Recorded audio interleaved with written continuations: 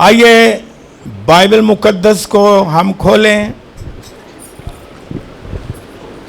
जिनके पास बाइबल मुकद्दस है वो ज़रूर मेरे साथ खोलें। बाकी बड़े गौर से, बड़े ध्यान से खुदावंद का पाक कलाम सुने। हम निकालेंगे मुकद्दस लूका की मार्फत लिखी गई अंजील मुकद्दस, उसका 19वां बाब। निकाले मेरे साथ मुकद्दस लूका की मार्फत लिखी गई अंजील पाक, उसका 19वां बाब।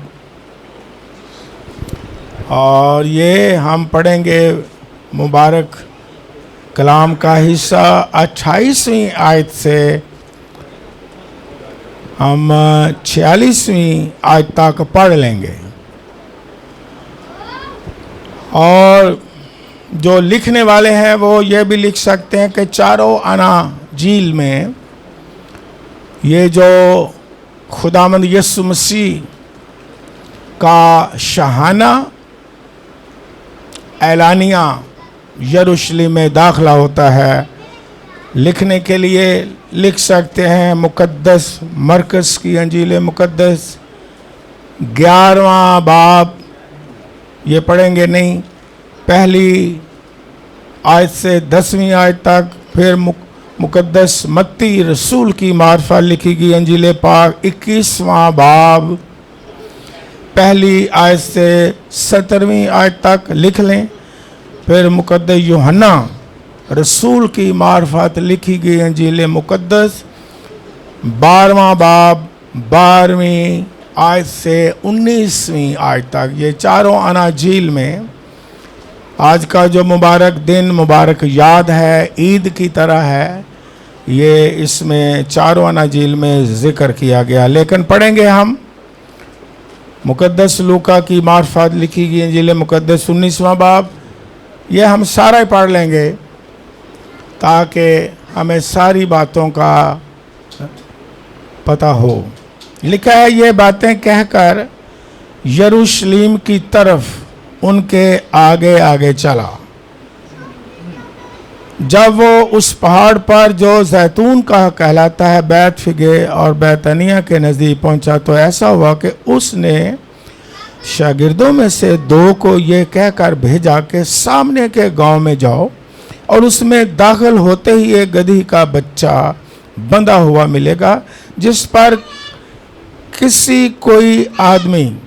कभी कोई आदमी सवार नहीं हुआ, उसे खोल लाओ। और अगर कोई तुमसे पूछे कि क्यों खोलते हो तो यूँ कह देना कि खुदावंद को इसकी ज़रूरत है। पर जो भेजे गए थे उन्होंने जाकर जैसा उसने उनसे कहा था वैसा ही पाया।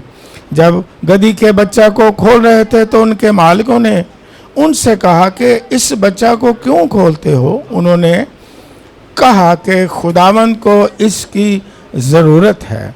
वो उसको यीशु के पास ले आए और अपने कपड़े उस बच्चा पर डालकर यीशु को सवार किया। जब जा रहा था तो वो अपने कपड़े राह में बिछाते जाते थे। और जब वो शहर के नज़दीक जैतून के पहाड़ के उतार पर पहुंचा तो शागिर्दों की सारी जमात उन सब मौजज़ों के सबब से जो उन्होंने देखे थे खुश होकर और बुलंद आवाज़ से खुदा की हम्द करने लगे कि मुबारक है वो बादशाह जो खुदावंद के नाम से आता है, आसमान पर सुलह और आल में बाला पर जलाल। भीड़ में से बाज़ फरीसियों ने उससे कहा, ऐ उस्ताद अपने शागिर्दों को डांट दे। उसने कहा, जवाब में कहा कि मैं तुमसे कहता हूं कि अगर ये चुप रहेंगे तो पत्थर चिल्ला उठेंगे। जब वो नज़दीक आकर शहर को देखा तो उस पर रोया और कहा, काश कि तू अपने इसी दिन में सलामती की बातें जानता। मगर अब वो तेरी आंखों से छुप गई हैं, क्योंकि वो दिन तुझ पर आएंगे कि तेरे दुश्मन तेरे गिर्द मोर्चा बांध कर तुझे घेर लेंगे और हर तरफ से तंग करेंगे, और तुझको और तेरे बच्चों को जो तुझ में हैं ज़मीन पर दे पटकेंगे, और तुझ में किसी पत्थर पर पत्थर बाकी ना छोड़ेंगे, इसलिए कि तूने उस वक्त को ना पहचाना जब तुझ पर निगाह की गई। फिर वो हैकल में जाकर बेचने वालों को निकालने लगा और उनसे कहा, लिखा है कि मेरा घर दुआ का घर होगा, मगर तुमने उसको डाकुओं की खो बना दिया। खुदावंद के कलाम के पढ़े जाने पर उसकी बरकत हो। बाइबल मुकद्दस में हर साल को जब हम पाम संडे सेलिब्रेट करते हैं तो वो मुबारक बातें, वो यादें और खुदावंद यीशु मसीह ने जो कहा और जो वहाँ एटीट्यूड पब्लिक का होता है याद करते हैं, और उसमें से हम हर साल सीखते रहते हैं और याद करके सीखते रहते हैं और बरकतें हासिल करते रहते हैं। इस मुबारक दिन की जो ईद है मुबारक है, मुबारक यादगारी है। खजूरों का इतवार, ये ईद ख़याम में खजूर की डालियां भी लहराते थे पुराने अहदनामों में, और बाइबल मुकद्दस में हम देखते हैं कि ये ईद ख़याम के दिन 118 ज़बूर पढ़ते थे, और फिर जमायत आगे बोलती थी कि मुबारक है वो जो खुदावंद के नाम से आता है। ये पुराने अहदनामा ही से पेशन गोइयों के मुताबिक सब कुछ हुआ। गधे की सवारी भी पेशन गोइयों के मुताबिक हुई, और ये बड़ी खूबसूरत बात है कि खुदावंद यीशु मसीह का आना, ज़मीन पर आना, खिदमत करना, मसलूब होना, दोबारा आना बिल्कुल शेड्यूल्ड है, खुदा ने दिया हुआ, कोई आम शख्स नहीं है। हर एक लम्हा, एक एक दिन, एक एक काम पहले से तयशुदा मंसूबा के तहत प्लान के साथ है, अचानक नहीं है। तो बाइबल मुकद्दस में हम चंद बातें कुछ दोहराई जाएंगी और फिर हम याद करेंगे और फिर हम सीखेंगे और हम बरकत पाएंगे कि आज के दिन से हम क्या सीखते हैं और हमारे लिए क्या पैगाम है। मैंने पढ़ा बाइबल मुकद्दस में यीशु मसीह ने अपने शागिर्दों को भेजा, कहा जाओ गांव में जाओ, वहां एक गधी का बच्चा बंधा होगा, उसे खोल के ले आओ। जब मालिक पूछे भी क्यों खोल रहे हो, है? तो ये कह देना कि खुदावंत को इसकी। पहली बात हम ये सीखते हैं कि खुदा के शाहाना दाखिले और उसकी अजमत और उसका जलाल जो जाहिर होना था, उसमें खुदा ने कहा जाओ उससे कह दो कि मालिक को इसकी जरूरत है, ताकि उसका जो जलाल जाहिर हो, शाहाना जलाल हो, उसमें उस शख्स की कंट्रीब्यूशन हो। उस दौर में जिसके पास गधे ज्यादा होते थे, घोड़े बैल होते थे, वो अमीर शख्स होता था। यह उनका एक तरह से बैंक बैलेंस था। और खुदा ने कहा, इससे हम ये सीखते हैं कि मुझे इसकी जरूरत है शाहाना दाखिले में। आज भी खुदा, हम ये सीखते हैं कि उससे हमारे नारों की भी जरूरत है, हमारी तारीफ की भी जरूरत है, और जो कुछ उसकी बादशाही और उसके जलाल के लिए हमारे पास है और वो मांगते हैं, उस कंट्रीब्यूशन की भी उसे जरूरत है। ताकि उसका जलाल जाहिर हो। वो पूछे, कहना खुदावंद को इसकी क्या है।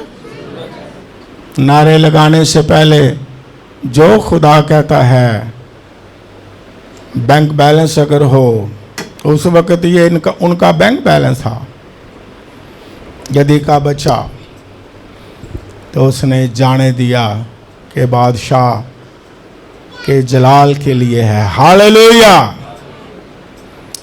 कभी कभी खाली नारे भी लगाने चाहिए, क्यों नहीं लगाने चाहिए। और फिर दूसरी बात हम क्या सीखते हैं कि लफ्ज मैंने पढ़ा कि उस बच्चे पर, यानी गधी के बच्चे पर कोई सवार, ये भी हम सीखते हैं। खुदावंद ऐसा दिल चाहता है जिसमें रहे, कि जिसमें सिर्फ खुदावंद यीशु मसीह हो, कोई दूसरा ना हो।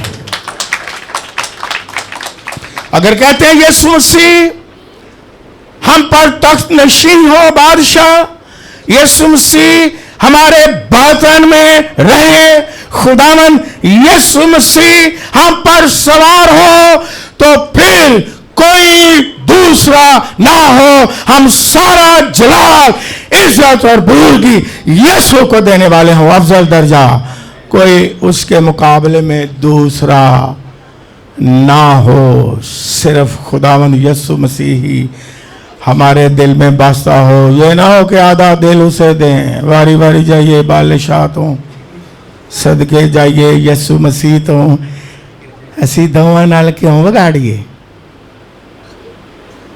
खुदावंद यीशु मसीह आपके दिल में आना चाहता है। आज से हम ये सीखते हैं, लेकिन उसके मुकाबले में कोई दूसरा ना हो। पूरा दिल उसे दें, पूरी जिंदगी उसे दें। आपके बातन में सिर्फ यस्सु ही यस्सु हो, उसकी ही परस्तश हो, उसका ही जलाल हो, उसकी ही इबादत हो, और उसी के साथ उसके पीछे पीछे हम चलने वाले हों। हालेलुया। और फिर हम क्या सीखते हैं, जल्दी से चंद बातें कलाम मुकद्दस में।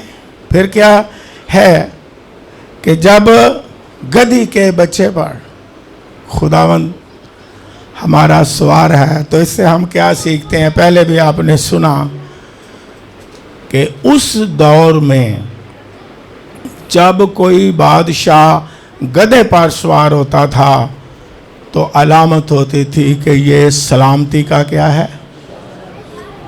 तो हमारा खुदा में यीशु मसीह घोड़े हाथी पर नहीं, जंगजू नहीं, कत्ल गारत करने वाला नहीं, मारने वाला नहीं, बल्कि है वो बादशाह, बल्कि बादशाहों का बादशाह, लेकिन सलामती का बादशाह है। हालेलुया। सलामती का शहजादा है, और वो दुनिया में सलामती लेकर के आया है। हालेलुया। और अगर कोई सलामती चाहता है तो खुदावंद यीशु मसीह नासरी सलामती के शहजादे के वसीला से सलामती मिलती है। फिर हम क्या सीखते हैं, चंद बातें थोड़ी थोड़ी देर के लिए। फिर बाइबल मुकद्दस में इसके अलावा क्या है, खजूर की डालियों से बादशाह का इस्तकबाल। ये भी आपने पहले सुना होगा। खजूर की जो डालियां हैं, ये अलामत है फतह की।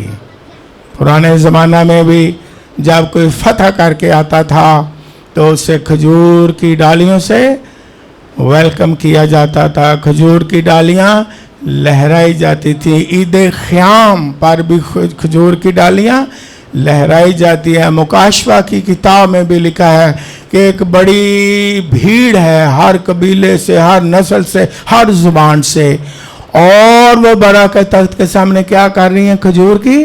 ये अलामत है कि यीशु ही क्या है, फातेह है। हालेलुया। ये अलामत है कि यीशु ही फातेह, और यीशु मसीह ने गुनाह पर, शैतान पर, मौत पर, शैतान की सारी कुदरत पर और कब्र पर फतह पाई है। हालेलुया। इसलिए खजूर की डालियां लहराते हुए हम ईमानदार इस बात का इजहार करते हैं कि जो खजूर की डालियां लहरा रहे हैं कि खुदावंद यीशु मसीह फातेह है। हालेलुया। ये अलामत कोई ये नहीं है कि खजूर की डालियों को जला दो, राख बना लो। ये राख की अलामत नहीं है, ये आपको मैं बताऊं, ये फतह की अलामत है, ये बड़े जलाल की अलामत है। लेकिन तीसरी सदी में ऐसा हुआ कि कुछ लोगों ने ऐसा किया कि जो खजूर की डालियां लाई जाती थी चर्च में, ये तीसरी सदी से आगाज हुआ, वो जला देते थे और जला के फिर राख बना लेते थे। और जब राख का बुध मुकर्रर किया जाता है, जो 225 ईस्वी में तरतुलियन ने राख के बुध का आगाज किया तीसरी सदी में जा करके, और ये राख यानी खजूर की डालियां जलाकर राख बना देते थे कि हम राख और खाक हैं। लेकिन ये डालियां तो राख और खाक की अलामत नहीं है। तो ये तो खुदा ने कहा था तू खाक है और खाक में तू मिट्टी है। और हम पादरी लोग भी जब जनाजा पढ़ते हैं तो क्या कहते हैं, राख को और खाक को चल भाई। लेकिन खजूर की डालियां गौर करें, ये फतह की निशानी है। जब हम लहराते हैं, मानते हैं यीशु मसीह फातेह है, एक ही कब्र खाली है और वो खुदावंद यीशु मसीह की है। इसलिए हम खजूर की डालियां लहराते हैं कि यीशु ने फतह पाई और अपने लोगों को भी क्या देता है, फतह देता है। और फतह में क्या करता है, शामिल करता है। और फिर एक और बात सीखते हैं, और ये दोहराई भी जाती है कि जब वो बड़ा पुकार रहे थे, चिल्ला रहे थे, होशाना के नारे लगा रहे थे, तो फरीसियों ने कहा,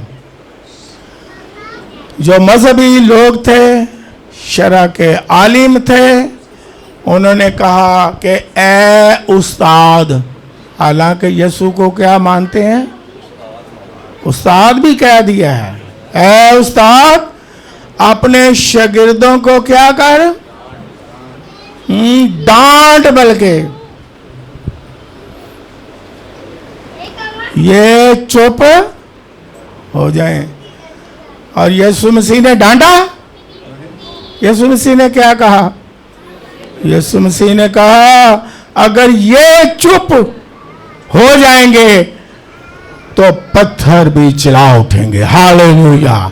यीशु मसीह के जलाल के लिए, होशाना के नारे के लिए, नजात के लिए, क्योंकि होशाना इब्रानी लफ्ज है, उसके माने क्या है, रहम कर और हमें क्या दे। एक ही नाम है जो नजात देता है। आसमान के तले और जमीन के ऊपर एक ही नाम बख्शा गया है, जिस नाम के वसीला से इंसान अपने गुनाहों से नजात पाता है, और उसका नाम खुदावंद यीशु मसीह है। हालेलुया। और कोई नाम नहीं है। कितने मुकद्दसीन खूबसूरत हैं। खुदा ने खुद नबियों को, अपने नबियों को भेजा, खुदा ने खुद अपने रसूलों को भेजा, लेकिन नजात देने का काम यीशु है। हाल उसका नाम यीशु है। यीशु नजात दहिंदा है, और दुनिया को नजात दहिंदा की जरूरत थी, और लोग चिल्ला रहे हैं आज भी। अगर गुनाहों से नजात की जरूरत है, रहम की जरूरत है, आज भी यीशु मसीह को पुकारने की जरूरत है। ऐ यीशु हम पर रहम कर, ऐ यीशु हमें गुनाहों से नजात दे। अगर किसी मुकद्दसीन को कहेंगे तो नजात नहीं मिलेगी। ये याद रखें, नजात सिर्फ यीशु देता है। ये क्लियर कट है, इसमें कोई मुबालगा राई नहीं है, इसमें नहीं कि ये भी है वो। No no no no no no, नजात सिर्फ खुदावंद यीशु मसीह नासरी के नाम के वसीला से।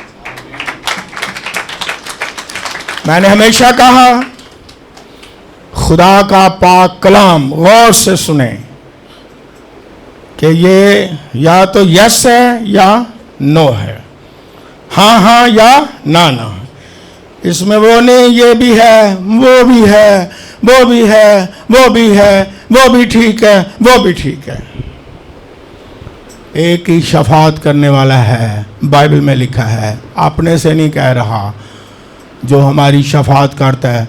कोई मुकद्दसीन शफात नहीं करता है मरने के बाद, जिंदा हों तो कर सकते हैं बचाने के लिए दुआएं, लेकिन खुदावंद यीशु मसीह किबरिया की दाहिनी तरफ सर बुलंदा, ये बाइबल में लिखा है, वो हमारी शफात करता है। हालेलुया। और फिर हम और क्या सीखते हैं जल्दी से, क्योंकि बहुत सारी बातें हैं, थोड़ा थोड़ा हम सीखते चले जाते हैं। ओए होए। फिर उसने बाइबल मुकद्दस में लिखा है, दोबारा आयत दोहरा देता हूँ, लूका की अंजील 19वां बाब, फिर दोहराता हूँ 41वीं आयत से 44वीं आयत, इसे मैं दोबारा पढ़ना चाहता हूँ। लूका की अंजील मुकद्दस, उसका पहले मैंने पढ़ा है, लेकिन ये हिस्सा में बड़ा टचिंग है। ये रूहों और दिलों को छूने वाला, वो भी हैं दूसरे भी, लेकिन ये भी है। शायद हमने कम गौर किया हो, शायद गौर ना किया हो, शायद इसलिए ये मेरे दिल में आया। 41वीं आयत से क्या लिखा है, अब गौर से सुने। जब नजदीक आकर, यानी शहाना जुलूस के साथ, जब नजदीक आकर शहर को देखा तो उस पर रोया। क्या किया? रोया। कौन रोया? कौन रोया? खुदावंद यीशु मसीह। क्यों रोया? काश के तू अपने उसी दिन सलामती की बातें जानता कि सलामती किसमें है, मगर वो तेरी आंखों से छुप गई हैं, क्योंकि वो दिन तुझ पर आएंगे कि तेरे दुश्मन तेरे गिर्द मोर्चा बांधकर तुझे घेर लेंगे और हर तरफ से तंग करेंगे, और तुझको और तेरे बच्चों को जो तुझ में हैं जमीन पर दे पटकेंगे, और तुझ में किसी पत्थर पर पत्थर बाकी ना रहेगा, इसलिए कि तूने उस वक्त को ना पहचाना जब तुझ पर निगाह की गई। इसलिए मैंने कहा यह भी बड़ा टचिंग है। खुदावंद यीशु मसीह गधे पर हैं, तसव्वुर में जाएं, होशाना के नारे लग रहे हैं, लोगों ने अपने कपड़े भी बिछाए हैं, खजूर की डालियों से वेलकम भी हो रहा है, बड़ा शाहाना अंदाज है बादशाहों के बादशाह का। लेकिन जब वो शहर पर निगाह करता है, उसी प्रशंस में, उसी नारों में, उसी जाह जलाल में लिखा है कि यीशु मसीह रोने लगा, क्योंकि यीशु मसीह हकीकत पसंद है। यीशु मसीह हकीकत से वाकिफ था कि बेशक मुझे जलाल तो मिल रहा है, बेशक नारे तो लग रहे हैं, बेशक होशना तो ये कह रहे हैं, लेकिन उस शहर को देख के वो रोया कि तू सलामती को नहीं जानता। यहां अब फिर पत्थर पर पत्थर बाकी नहीं रहेगा जो गिराया ना जाएगा। और 70 साल के बाद रूमी गवर्नर तीतुस ने हैकल की ईंट से ईंट बजा दी। वो सारा कुछ खत्म हो गया। हमारी प्रोसेस में, हमारी सेलिब्रेशंस में, हमारे नारों में खुदा फिक्रमंद भी होता है। वो देखता है कि अंजाम क्या है, वो देखता है हकीकत क्या है, वो देखता है बातन क्या है, वो देखता है आखिर क्या होगा, क्योंकि वो हमसे प्यार करता है। उसकी निगाह हकीकत पर होती है। हम कभी कभी हकीकत से वाकिफ नहीं होते। इंसान होते हुए हम जानते नहीं कि हमारा अंजाम क्या है, हम जानते नहीं। हम नारे लगाते रहेंगे, लेकिन यह भी देखना है सच्चाई क्या है, और यह भी देखना है कि हकीकत क्या है, और यह भी देखना है कि खुदावंद हमें इस तरह से बरकत देगा और हम कहीं ये ना हो कि अंजाम बुरा हो जाए। ये बाइबल में देखें, कभी शख्स को रोया है जब उसको जलाल दिया जाए, कभी शख्स को रोया है जब उसके लिए नारे लगाए जाएं, कभी शख्स को रोया है जब उसकी तारीफ की जाए। लेकिन यीशु मसीह रोया। यीशु मसीह हकीकत से वाकिफ था, इसलिए यीशु मसीह ने कहा अगर तुम सच्चाई से वाकिफ होगे तो सच्चाई ही तुम्हें आजाद करेगी। आजाद करने वाली सच्चाई है। और फिर यह भी मैंने बाइबल मुकद्दस में से पढ़ा है कि जब यीशु ने मौजज़ात किए, जिनके लिए मौजज़ात किए, वो भी चिल्लाते और होशना कहते थे। उन्हें कहना चाहिए था, लेकिन खुदा में यीशु मसीह जानते थे कि अब 8 दिन के बाद, 1 हफ्ता के बाद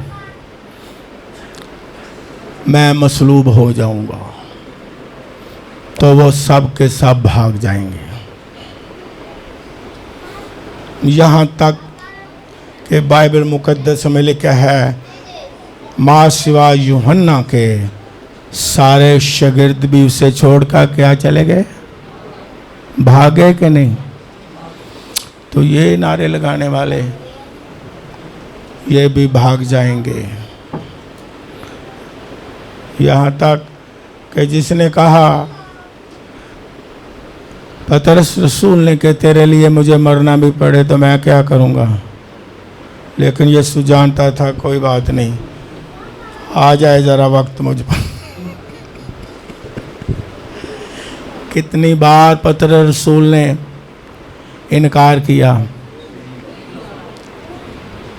मैं जानता ही नहीं, शागिर्दों न ते दर किनार। मैं यीशु को जब मुसीबत आती है, आजमाइश आती है, दुख आते हैं, तो हमें उसका इनकार नहीं करना चाहिए, बल्कि इकरार करना चाहिए कि वो हमारा बादशाह है और हमेशा तक हमारा बादशाह है। हालेलुया। और हमेशा तक हमारा नजात दहिंदा है। यीशु मसीह 3 बार रोए, आंसू बहाए, और पाम संडे वाले दिन भी उन्होंने आंसू बहाए कि ऐ यरूशलेम, तू सलामती को नहीं समझता, तू सलामती को जानता ही नहीं कि सलामती है किस में। सलामती का बादशाह तो सवार है, लेकिन तू जान कि तेरी सलामती किस में है। तू सच्चाई से वाकिफ हो ताकि सलामती ही हो, तेरा अंजाम सलामती हो, तेरा अंजाम बरकत हो।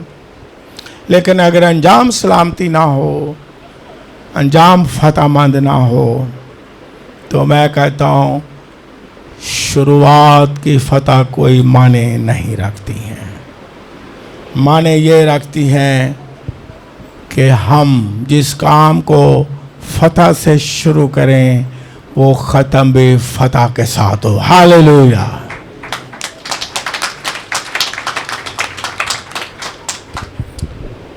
बहुत सारी बातें सीख सकते हैं जिस तरह मैंने कहा। फिर एक और चीज़ भी हम सीखते हैं कि खुदावंद यीशु मसीह ने कहा कि मेरे बाप की गैरत मुझे, और यीशु मसीह ने कोड़ा बनाया, है ना। उसने कहा मेरे बाप का घर तो दुआ का घर कहलाएगा, लेकिन तुमने क्या कर दिया है, डाकुओं की। पहली बात, खुदावंद यीशु मसीह ने कोड़ा बनाया, इंसानों के लिए नहीं, ये याद रखें। और फिर कोड़ा बनाया लेकिन मारा किसी को नहीं, जानवरों को हंकाते हुए बाहर निकालने का मकसद था, जानवरों को भी मारा नहीं है, ये याद रखें। खुदा में यीशु मसीह ने कोड़ा तो बनाया लेकिन किसी को मारा नहीं है। क्योंकि एक दफ़ा क्लास में मेरे शागिर्दों ने ये सवाल किया, मैंने कहा नहीं नहीं, यीशु ने सिर्फ बनाया है, मारा नहीं है। और इंसान के लिए वैसे नहीं बनाया, जानवर को निकाला है कि वो खरीदो फरोख्त। मेरे घर में बिजनेस, मेरे घर जो है दुआ का घर होना चाहिए था, और हैकल में बिजनेस शुरू हो गया है, और मेरी खिदमत में बिजनेस शुरू हो गया है, और मेरे चर्च में, मेरे घर में बिजनेस शुरू हो गया है। एक दफ़ा एक इंटरव्यू में मेरे पास आया स्टडी करने के लिए, तो है वो, मैं कहता हूँ मासूम ही था। मैंने कहा जी क्यों आए हो जी तुसी बाइबल स्कूल का कोर्स करने? कहने लगे गाले वे अजकल ना बड़ी बेरोजगारी है। मैं क्या, अच्छा, मैं ਉਹਦੇ मुँह वाल तक किया, मैं क्या फिर, और मैं क्या औरतें को काम मिलता ही नहीं, चलो पादरी ही बन जाने हैं। मैं क्या ठीक है। ओए होए होए होए, मैंने कहा ये काम चंगा है, कुछ चंदा वंदा मिल जाएगा? कहता हाँ जी, मासूम ही था। कहता हाँ कुछ ना कुछ तो चलो खान पीन लिए मिल ही जाएगा ना। मैं क्या ठीक है भाई, ठीक है भाई। मैं क्या फिर भाई तू इस बाइबल स्कूल च दाखला नहीं ले सकता। मैं जब मैंने 1973 में पहला बाइबल स्कूल किया था तो मुझे लोगों ने, बोर्ड ने सवाल किया, साढ़े को तनहा तनहो को नहीं, मैं तनहा लैन ही नहीं आया, मैं खुदा की खिदमत करना आया, बाकी चीज़ें आप ही भी देगा। और खरीदो फरोख्त, मेले ठेले, और हो भी कहाँ रहे थे ये भी मैं आपको थोड़ा सा बताऊं, पहले भी आपने सुना होगा। हैकल के 3 हिस्से थे, बरामदा पहला, फिर पाक तरीन मकाम, ना पाक मकाम, फिर पाक तरीन मकाम। और जो पहला बरामदा था हिस्सा, उसमें अलाउड था, पुराने अहदनामा में लिखा है कि वहाँ गैर कौम के लोग आ सकते थे। लेकिन उन मजहबी लोगों ने उस सारे सेन को तजारत का, बिजनेस का भी काम किया और कब्जा किया, कब्जा ग्रुप। और ना सिर्फ हुसैन पर बिजनेस के लिए कब्जा ग्रुप बने मजहबी लोग ही, बल्कि वो जो हक था कि गैर कौम के लोग उस पहले सैन में दाखिल हो सके, उनको भी रोका गया और उनकी भी हक तलफी की गई ताकि वो दाखिल ना हो सके। और खुदावंद यीशु मसीह ने कहा, अब मैं तुमको यहां से निकाल दूंगा। और इसलिए रोया कि 70 साल के बाद ना मुहावरा है, ना रहेगा बांस, और सारा कुछ खत्म हो जाएगा। बिजनेस, खरीदो फरोख्त, खुदा की बादशाही में रुकावट, उसके कलाम में रुकावट, खुदा की बरकतें हासिल करने में रुकावट। अगर बरकत हासिल करने में कोई शख्स रुकावट है, सिर्फ बिजनेस है, तजारत है, तो उसका अंजाम क्या होगा? उस पर यीशु मसीह आंसू बहाएगा कि तू सलामती को जानता ही नहीं है। इसलिए हमने क्या करना है? हमने रुकावट की बजाय क्या करना है? उसके कलाम की गवाही देनी है। हालेलुया! उसका जलाल जाहिर करना है। और अगर किसी चीज की जरूरत हो तो क्या कहना है? हैं? नहीं भाई, गधी का बच्चा ना खोलना, ये तो मैं पाले है, 5000 ਨੂੰ बिकेगा। ना भाई, उसे कहना कि खुदावंद को इसकी क्या है? खुदावंद इस पर बैठना चाहता है।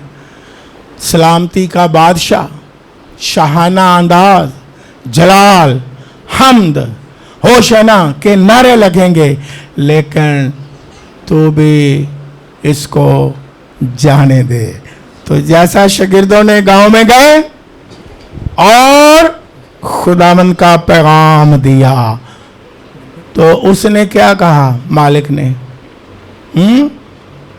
मालिक ने कहा, अगर खुदावंद ने कह दिया है मुझे इसकी जरूरत है तो ले जाओ। हालेलुया!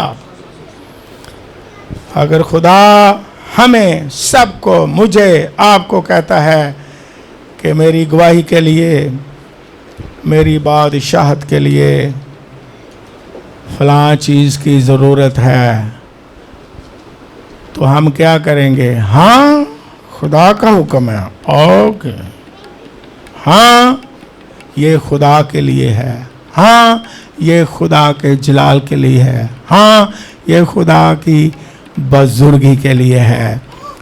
और फिर हम क्या करेंगे? जमीन पर रहते हुए उसकी गवाही देते रहेंगे और होशना के नारे भी लगाते रहेंगे। और अगर कोई हमें चुप करवाएगा तो हम चुप होंगे? हम नहीं चुप होंगे। हालेलुया! अगर हालात भी हमें चुप करवा दें तो हम फिर भी चुप। अगर कोई सिचुएशन हमें चुप करा दे, कोई खौफ हमें चुप करवा दे कि चुप हो जाओ, अब होशना के नारे हम चुप रहेंगे? हैं? किसी खौफ की वजह से चुप रहेंगे? किसी बीमारी की वजह से चुप रहेंगे? किसी इंसान की वजह से चुप रहेंगे? मजहबी लोगों की वजह से चुप हो जाएंगे? हरगिज़ नहीं। हम तो और चिल्लाएंगे और कहेंगे, नारे लगाओ लगाओ रे, झंडा मसीह का लहराओ रे।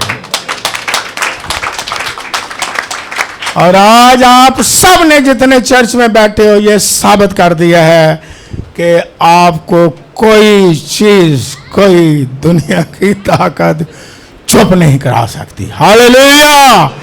हम सारी जिंदगी उसके नारे लगाते रहेंगे, गाते रहेंगे, होशाना कहते रहेंगे, उसे जलाल देते रहेंगे।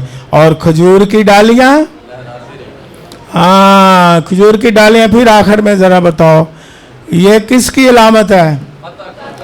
राख को राख, मिट्टी को मिट्टी के सुपुर्द कर दो। No, no, no, no.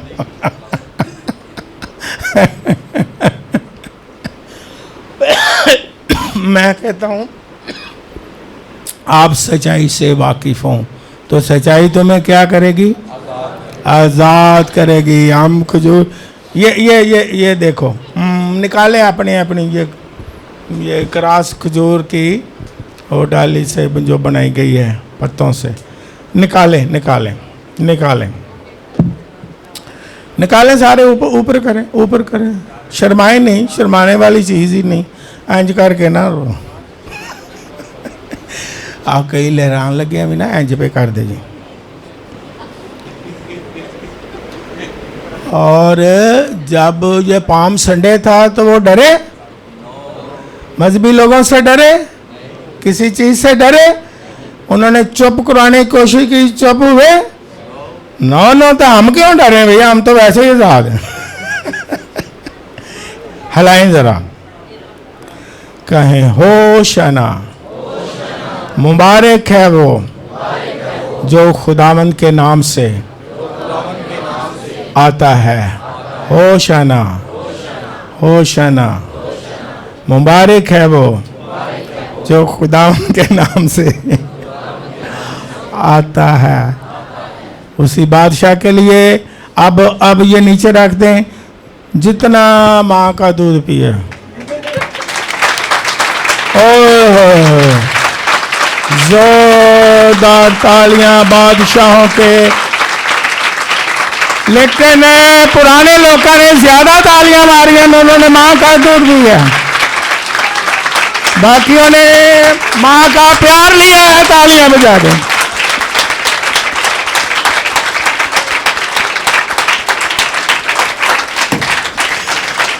आप बड़े प्यारे हो और मेरा दिल आज बड़ा खुश है आप पर। और जब मैं खुश हूं इंसान होते हुए तो खुदा कितना खुश होगा। Hallelujah, hallelujah. God bless you.